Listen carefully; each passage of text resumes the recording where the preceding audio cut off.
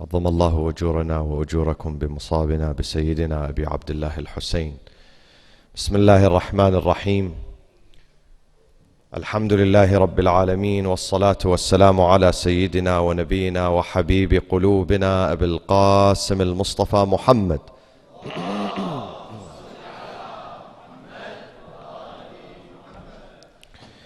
وعلى أهل بيته الطيبين الطاهرين المعصومين المنتجبين الغر الميامين. صلى الله عليك يا سيدي ويا مولاي يا رسول الله. صلى الله عليك يا سيدي ويا مولاي يا أبا عبد الله.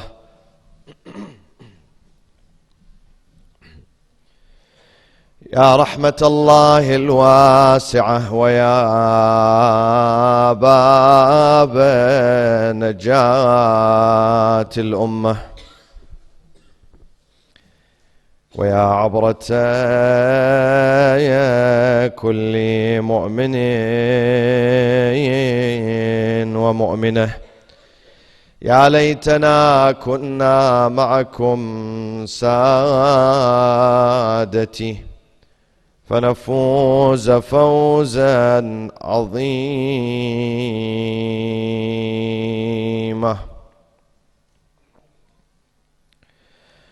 أعوذ بالله من الشيطان الرجيم. بسم الله الرحمن الرحيم.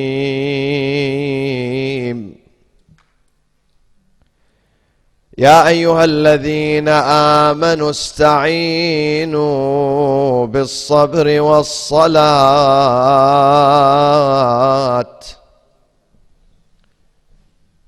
إن الله مع الصابرين.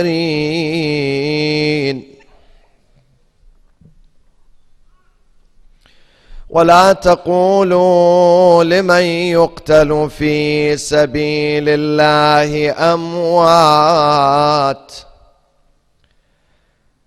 ولا تقولوا لمن يقتل في سبيل الله أموات بل أحياء ولكن لا تشعرون.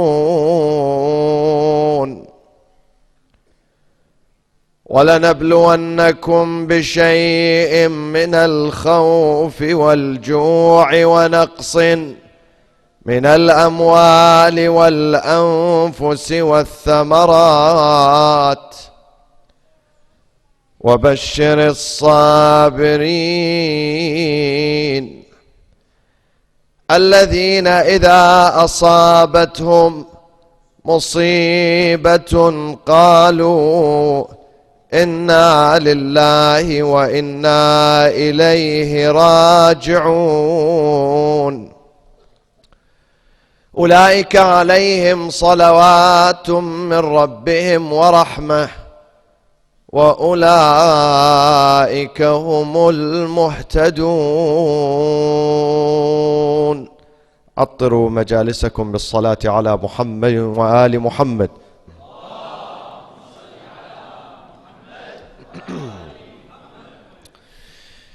Many people ask and wonder after the day of Ashura that what were the ramifications and repercussions of the day of Ashura? Was Imam Hussein able to achieve any goal? Was he able to transform and change the people? Many people wonder about this. What happened on that day? What are the immediate results of such a powerful event? Was it worth it to give all his blood and his family and children's blood and sacrifice? Was it worth it? Was he able to bring about any reforms within Islam, within the community of Rasulullah sallallahu alayhi wa alihi wa sallam?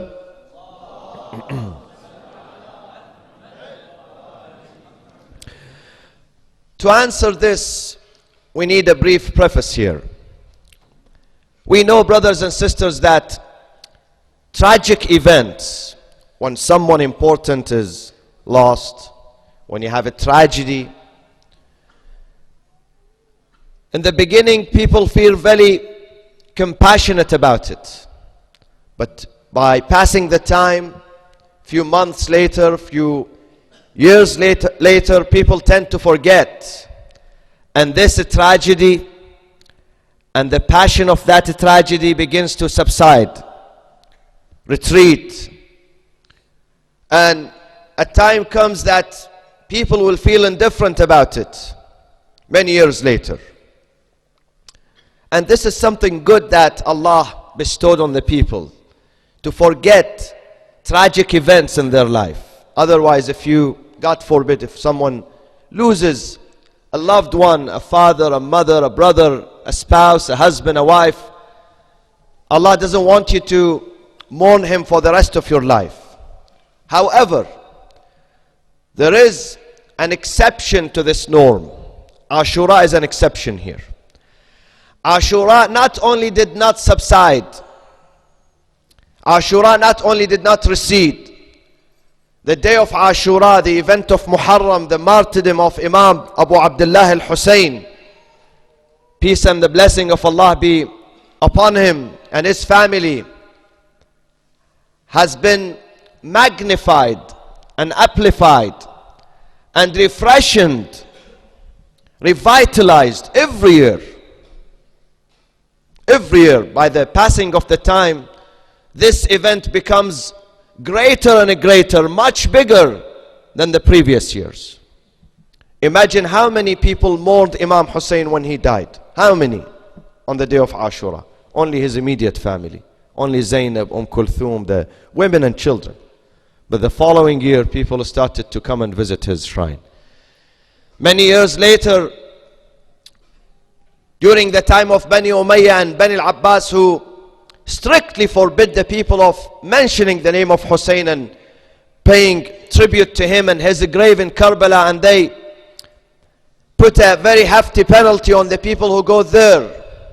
They have to pay money sometimes. The following years they have to lose one of their arms. If you want to go and visit, you have to give one of your arms as a penalty. And people would still go and visit. Today, quality-wise and quantity-wise, this event being revitalized, resurrected again and again. Today I can tell you that in each and every village, city, town, throughout the whole world, you can see people on the day of Ashura sitting and commemorating the event of Abu Abdullah al-Hussein, mentioning him. In fact, for the last few days I was seeing people, they weep for Imam Hussein as if the tragedy took place the same day.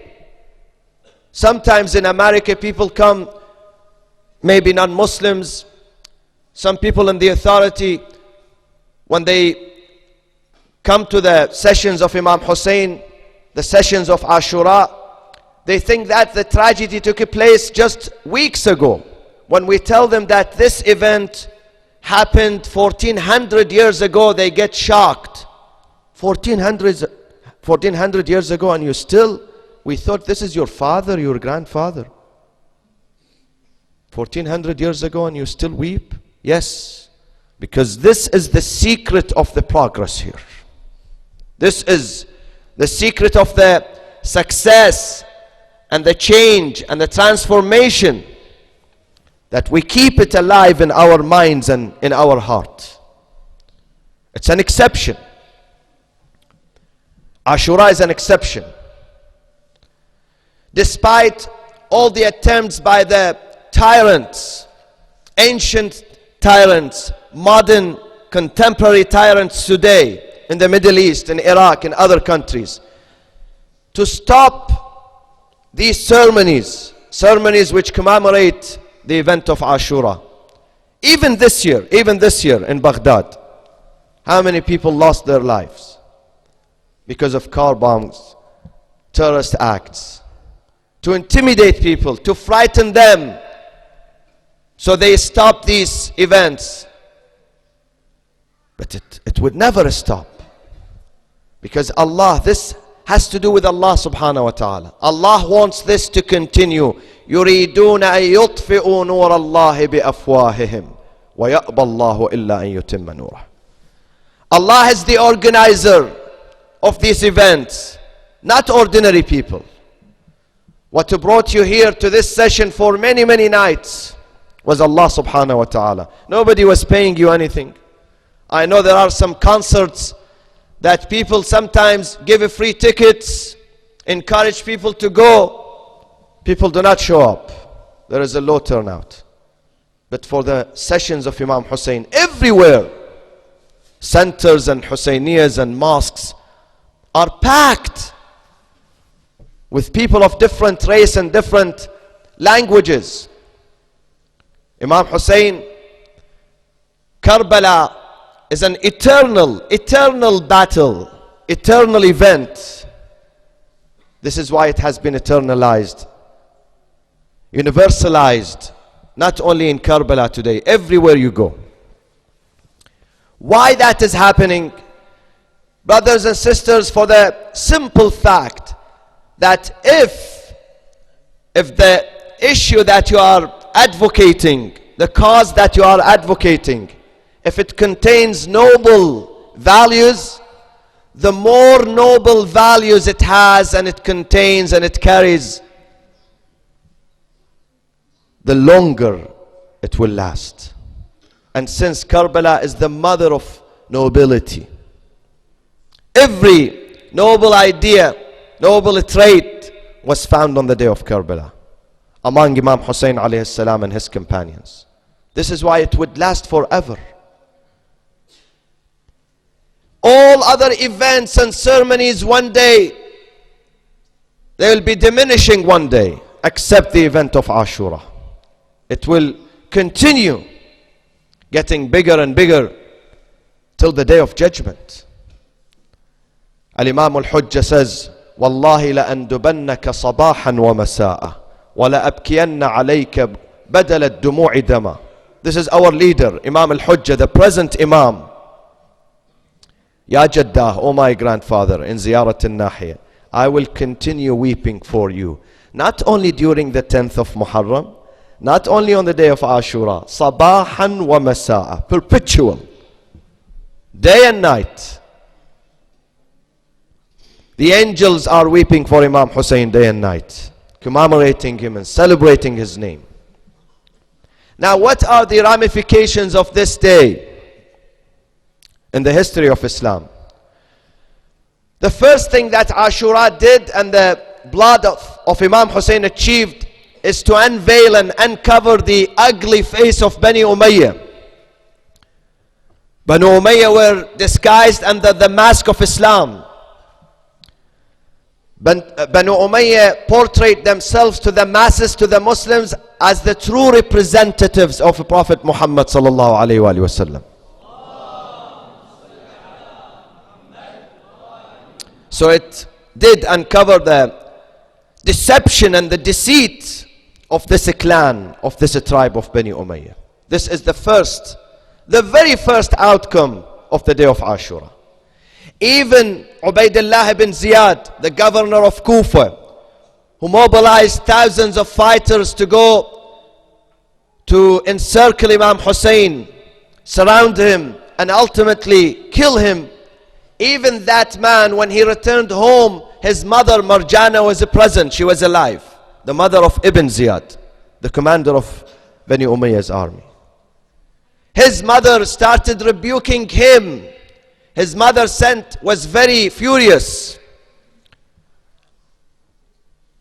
She was very outraged by the conduct of her son, and she said to him, you will see the damnation, you will receive the damnation of Allah soon. Imagine, this is the mother of the commander of the army, Ibn Ziyad. The same thing with other commanders. Umar ibn Sa'ad, the one who was present in the battlefield, Umar ibn Sa'ad, who ordered the beheading of Imam Hussein today on the morning of Ashura. Umar ibn Sa'ad had been promised by Yazid to be given the governorship of Ray, the ancient name of Tehran today. If you kill Imam Hussein, I'm going to appoint you as the governor of Ray. So this is what he did. He had hope to be the governor, to be the leader. But when he accomplished his mission and he went back to Yazid asking for the leadership, Yazid said to him, Umar, if you are stupid, I am not stupid. I know what happened on the eve of Ashura. You are hesitant on the eve of Ashura. Yes, because somebody brought me the news that in the tent, you were hesitant. You were thinking to yourself, فوالله ما أدري وإني لحائر أفكر في أمري على خطرين أأترك ملك الري والري منيتي أم أرجع مذموما بقتل حسيني حسين ابن عمي. Hussein is the second cousin of Umar ibn Sa'd, brothers and sisters, the second cousin. حسين ابن عمي والحوادث جمة لعمري ولي في الري قرة عيني. He recited this poetry that I don't know, I am confused. I don't know what to do. I go ahead with this task, killing Hussein. It's hard for me. Hussein is my second cousin. How can I kill the son, the grandson of Rasulullah sallallahu alaihi wasallam? Or should I forego the leadership, political leadership of Ray? This is again hard for me. I'm aspiring to be the governor of Ray. This is a very tempting position. So I don't know what to do. But ultimately, he decided to choose Jahannam. Unlike Al-Hurr ibn Yazid al-Riyahi, who at the last minute, before Ashura broke out, he decided to join the camp of Imam Hussein. So Yazid told him that, I received the news that you are not resolute, determined. Therefore, you're not going to get the governorship of Ray. Allahu Akbar. He lost the dunya and he lost the akhirah. The third example, Khiwalla ibn Yazid al-Asbahi. After the noon of Ashura, Umar ibn Sa'd ordered that all the heads of the companions of Imam Hussein be decapitated, separated from the bodies, and then he started distributing the heads among the tribes who contributed into the killing of Imam Hussein. Each tribe will take one of these heads. And then he said the head of Imam Hussein has to be sent immediately to Ibn Ziyad in Kufa. They were in Karbala, Ibn Ziyad was in Kufa, waiting for the good news of the killing of Imam Hussein. So Umar ibn Sa'd decided to send the head with a man by the name of Khiwalla ibn Yazid al-Asbahi. He said to him, tonight I want you to reach Kufa. Imagine it was afternoon in Karbala and the distance is by horse, riding a horse is more than 15, 20 hours. He said to him, I want you before Ibn Ziyad goes to bed tonight, I want you to go and catch him and give him the head of Imam Hussein. Prove to him that mission is accomplished. So Khiwalla takes the head of Imam Hussein and he runs fast with his horse heading towards Kufa. By the time he reached Kufa was well after midnight and the governor is asleep, so he decided to go home. So he took the head of Imam Hussein. Allahu Akbar. It's very agonizing. I can't tell the story, but I have to finish the story. It's very agonizing. The head of Imam Hussein is being carried with a man. He goes home. His wife opens the door for him. He tells his wife, I have brilliant news for you, awesome news. What is it? He said to her, you know what I have in this bag here? What do you have? I have the head of the grandson of a Prophet Muhammad with me. Allahu Akbar. She said to him, Tabban lak. May the curse of Allah be upon you. This is good news. الناس يعودون من السفر بالدراهم والدنانير والذهب والفضة. People come back from their trip bringing jewelry and money and gifts to their wives, and you bring me the head of Imam Hussein with you, and you are proud of that? Tabban lak. May Allah curse you. By Allah, I would never stay with you under one roof. I would never. This is the last time I see you and you see me. And she leaves the house. Imagine, he was happy. He thought that his wife will embrace him and tell him, well done. Look at the losers here. The losers who thought that they're going to make some gain and some profit out of that. They lost their immediate families. And he was left alone. So these are examples which took place among the Muslim community. Even the commanders and the fighters of Bani Umayyah. Other people, of course, other people were shocked as well. People did not know the identity, the true identity of Bani Umayyah. Umar ibn Sa'd on the day of Ashura declares, Ya khayl Allah irkabi wa bil jannati abshiri. Oh, the horsemen of God, the army of God, go forward. Paradise is in front of you. When you kill Hussein, you will be granted paradise. Look at the thinking of the people. And 30,000, they shout, hallelujah. Yes, they agree with him. But then people started to know that those are the family of Rasulullah. Many people did not even recognize them. Did not recognize that those women, Zainab, Kulthum, Ruqayyah, Zayn al-Abidin, are the immediate family of Rasulullah, because they announced, declared in the Muslim nation that those are non-Muslims, non-Arabs, Khawarij, seceders from Turkey and from Roman. They gave them certain names. But Imam Zayn al-Abidin, when he stands, this is how he introduces him. He says, "O people, ana ibn Makkah wa mina. Ana ibn Makkah wa mina. I'm not from outside Arabia. I'm not outside Islam. I'm from the heart of Islam. أنا ابن مكة ومنى. أنا ابن زمزم والصفا. أنا ابن من حمل الركن. حمل بأطراف الردى. ركن بأطراف الردى. يعني الحجر الأسود, the black stone. I'm the son of Rasulullah sallallahu alaihi wasallam. Then people started to realize that those are the family of the Prophet. Even this event shook the non-Muslims at that time on their way, taking the head of Imam Hussein and the family as captives, taking them from Karbala to Kufa, from Kufa to Damascus. They passed through a temple, belongs to a Christian monk. So the Christian priest or monk, he came, he looked at the head of Imam Hussein. He said, "Who does this head belong to?" They said, "We will share this only with you. Don't tell anyone. Since you are non-Muslim, we're going to tell you the true identity of this man. To others, we say this is non-Muslim.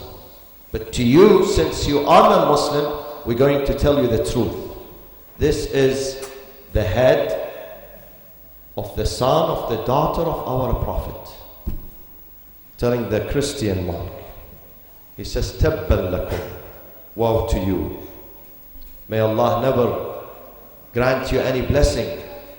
This is the head of the son of the daughter of your Prophet Muhammad. This is how you deal with him? Wallahi law kana lil Masih walad la askannahu ahdaqana." By Allah, had Jesus Christ had a son, we would have lodged him in our eyes and our hearts. This is how you treat the offspring and the children of your Prophet?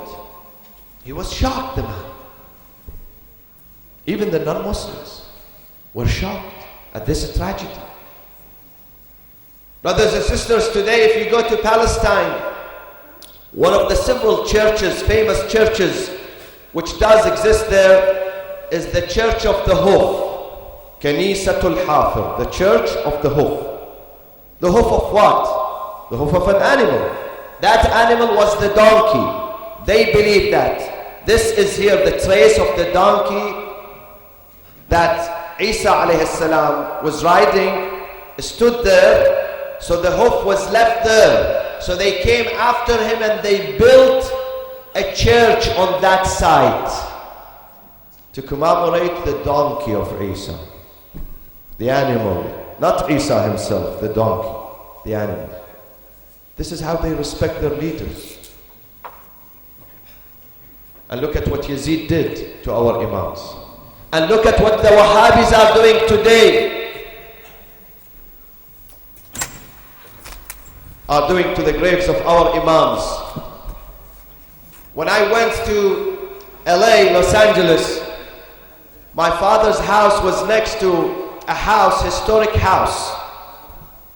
And they had a sign saying this is a historic house. So I inquired why this house is historic. You know why? See how they celebrate their events.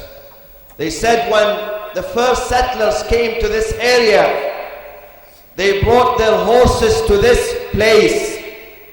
They made the place stable for the horses.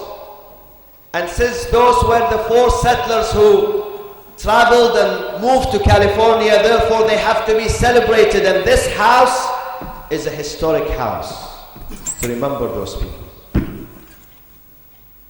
They brought their animals there. Imagine how they respect their tradition.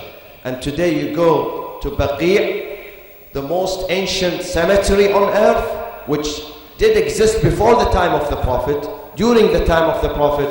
We have no less than 20,000 of the Prophet's companions, 20,000 of them buried there in that cemetery.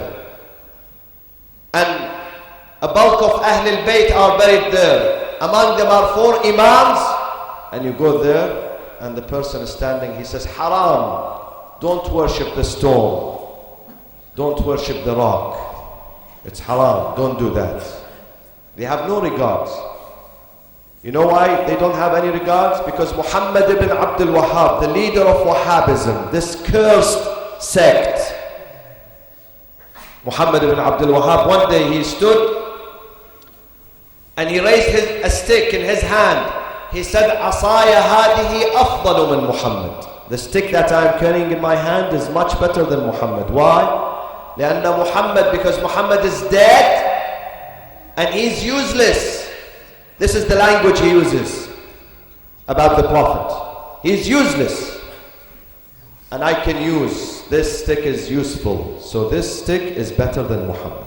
This is the mastermind, the founder of Wahhabism today, which exists in Hijaz. See the mentality of the people today?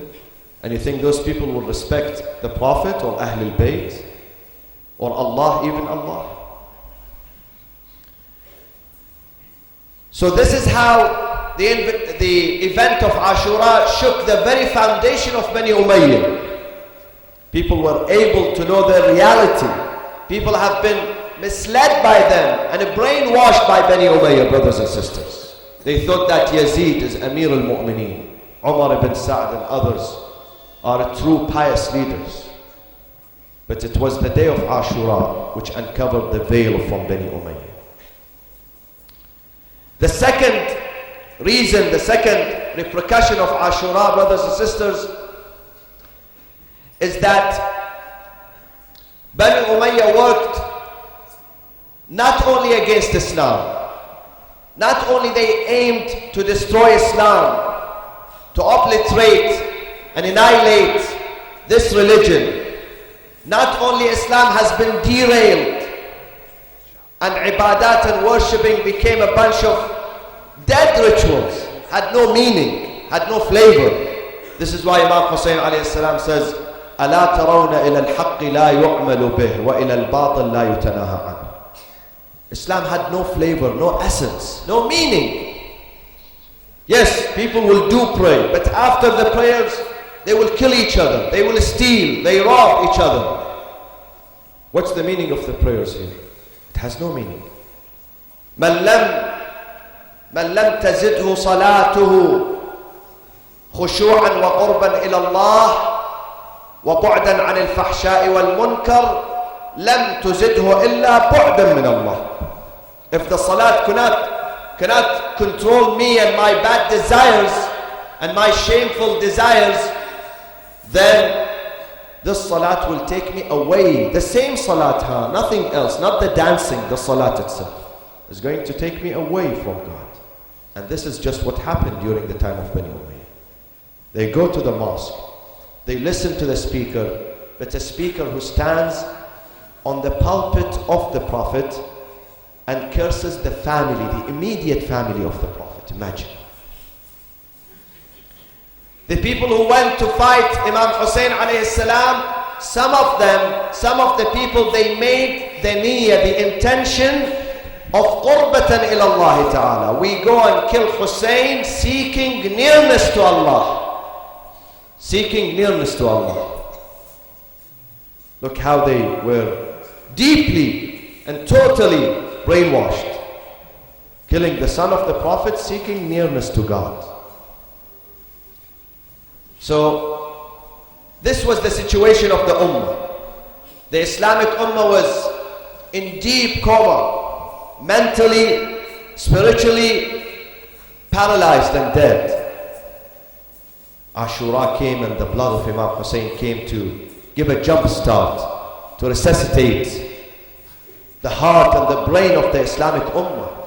And as a result of that, immediately after the day of Ashura, brothers and sisters, if you look at the history of Islam, you will find that this day, the day of Ashura, initiated many revolutions, not only in Iraq, in Syria, and other parts of the Muslim world. The revolution of Al-Mukhtar ibn Ubayd al-Thaqafi, Al-Muhallab ibn Abi Sufra, Zayd ibn Ali. Immediately after the killing of Imam Hussein, the following year the people of Medina revolted against Yazid. The third year the people of Mecca, Mus'ab ibn Zubayr and Abdullah ibn Zubayr and others. All the holy cities in Arabia and Hijaz revolted against the tyrannical rule of Bani Umayyah and Yazid ibn Muawiyah.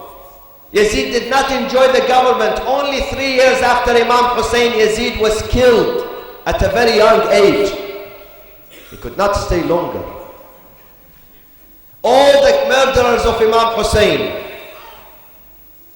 6 years after the event of Ashura, Imam Hussein was killed in Muharram of 61.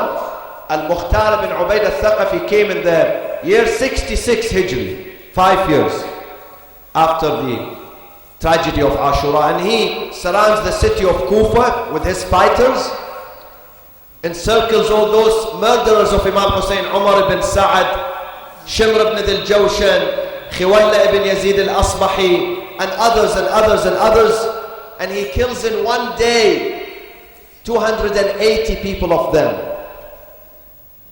The murderers of Imam Hussein. They did not enjoy life. They could not. And after that, you see the revolutions take place one after the other until this regime of Bani Umayyah collapses. And all the historians unanimously agree that the day of Ashura contributed to the collapse of the regime of Bani Umayyah. They could not last longer. It was the sacrifice of Imam Hussein, the day of Ashura. Even today, brothers and sisters, tyrants are afraid of Imam Hussein.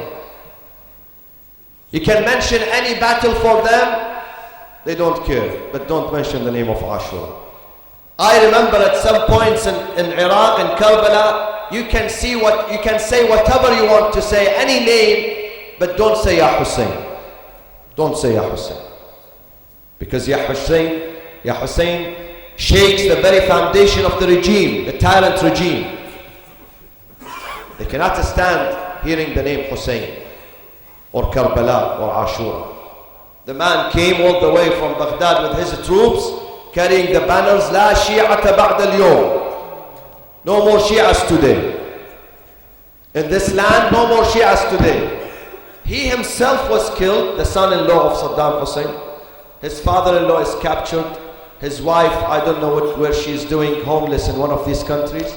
And today, alhamdulillah, the Shia are the majority in that country, winning the government, inshallah. And they will be majority elsewhere, inshallah, soon.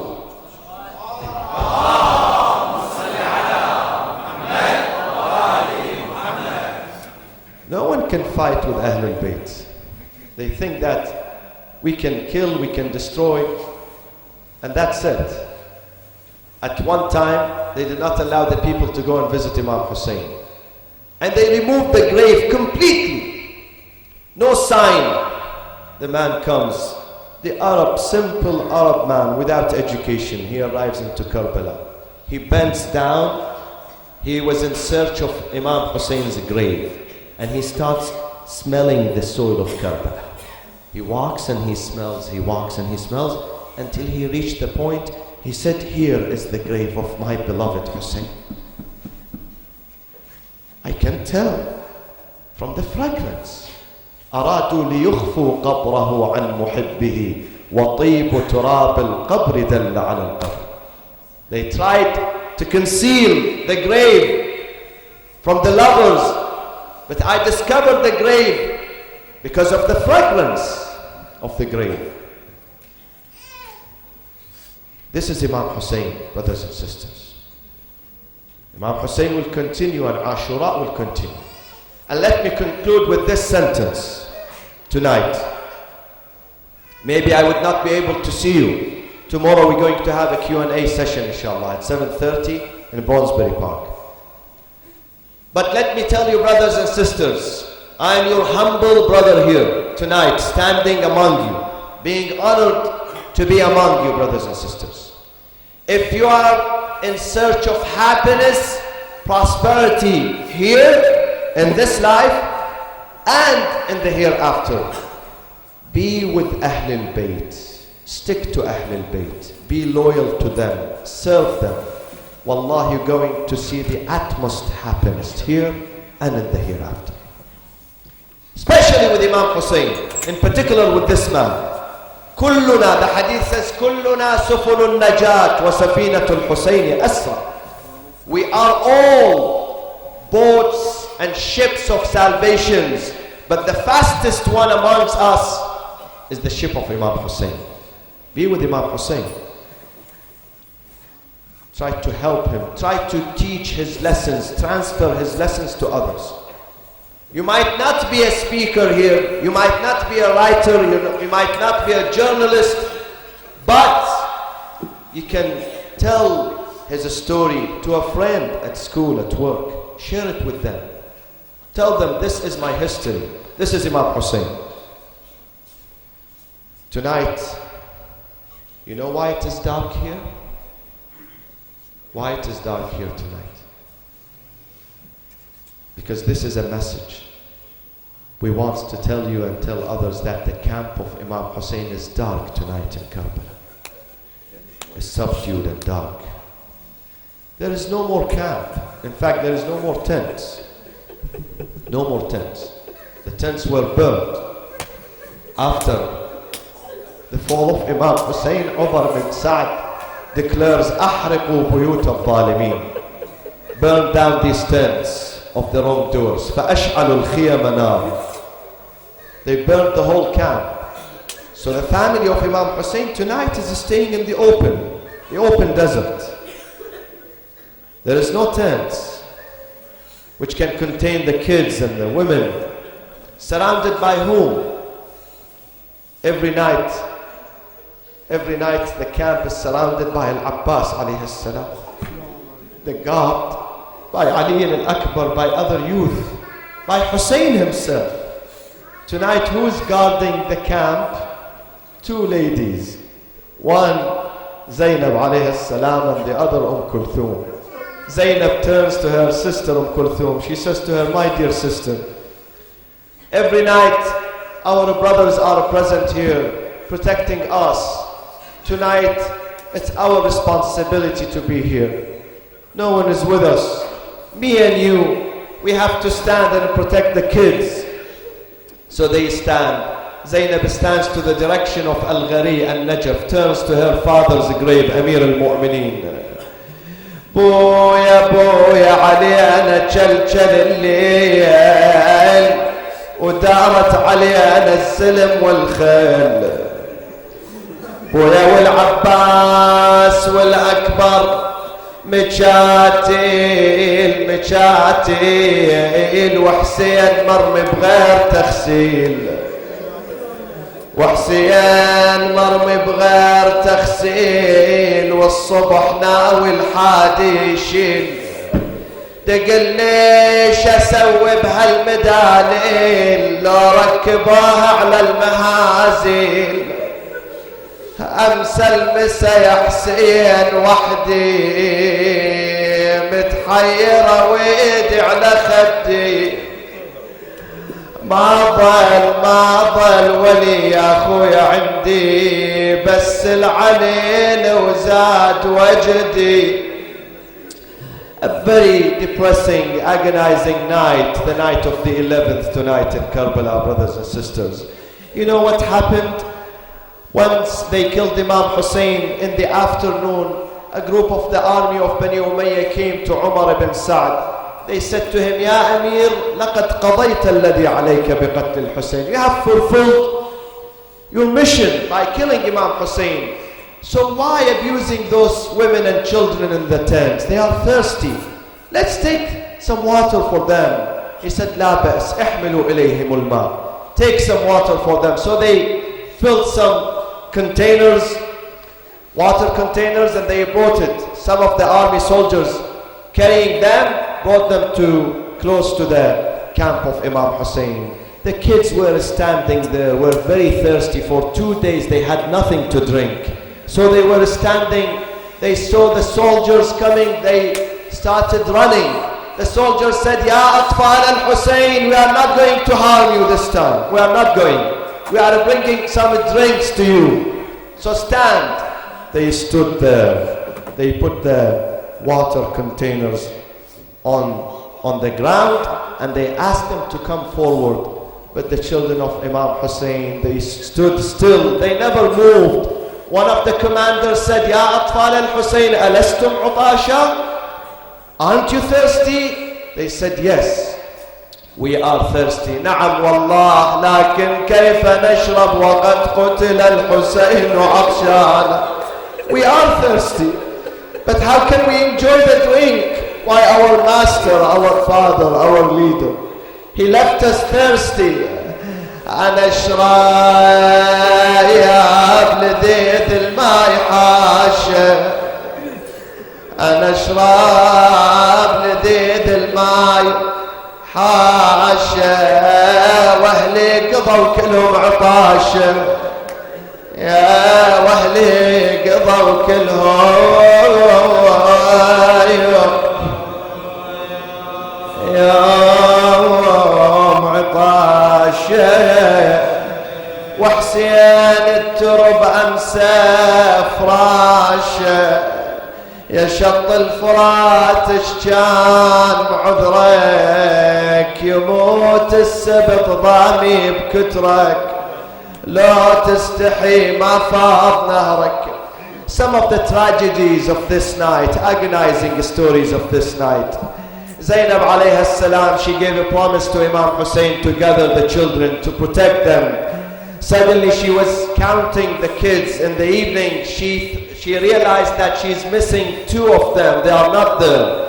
She started searching about them here and there until she went to the battlefield. She started walking to the battlefield. She saw those 2 kids coming to one of the dead bodies of Imam Hussein's family and embracing that body. And they were dead. The 2 boys, the 2 small boys, embracing the body, and they died there. Allahu Akbar.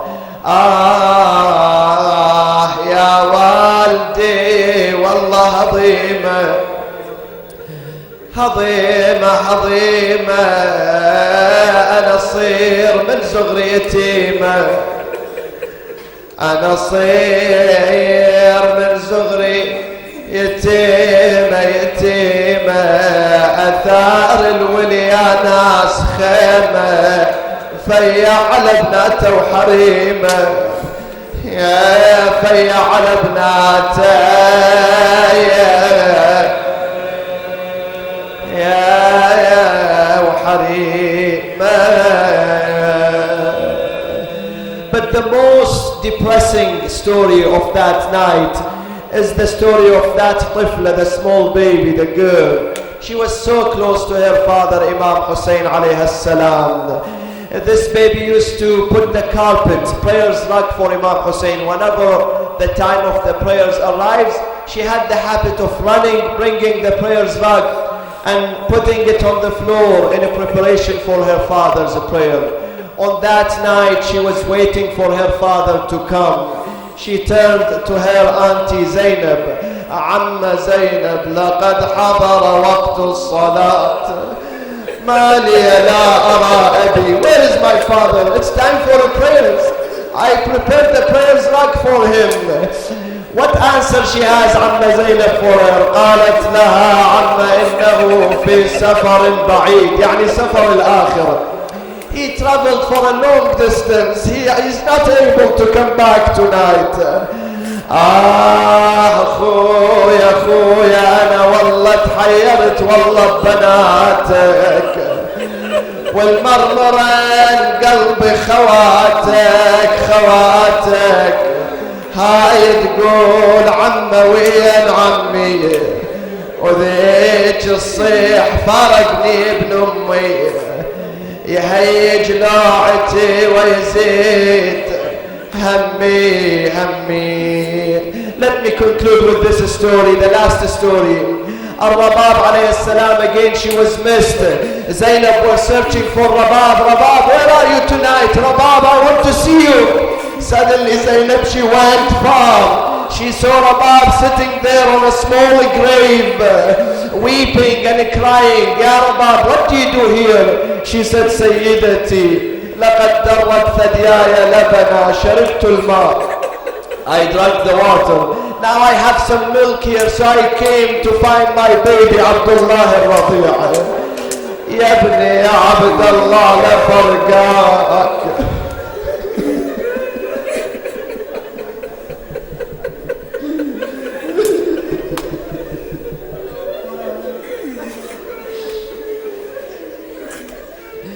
يا ابني يا عبد الله لفرقاياك انا صبري فينا ودرا فداياك يا صبري فينا ودرا بارك الله يا فداياك يا دين قل الحرمله وياك للماء حين شبحت عيناك نيشن بسهم عليك ورماك.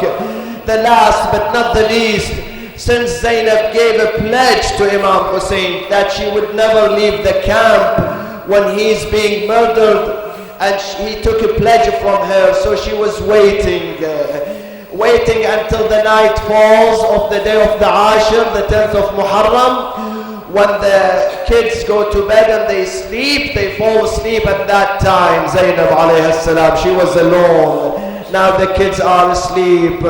On that moment, Zainab, she headed towards the battlefield because she did not bid farewell to her brother Imam Hussein. Now she wants to go and talk to him. She has something important to tell him.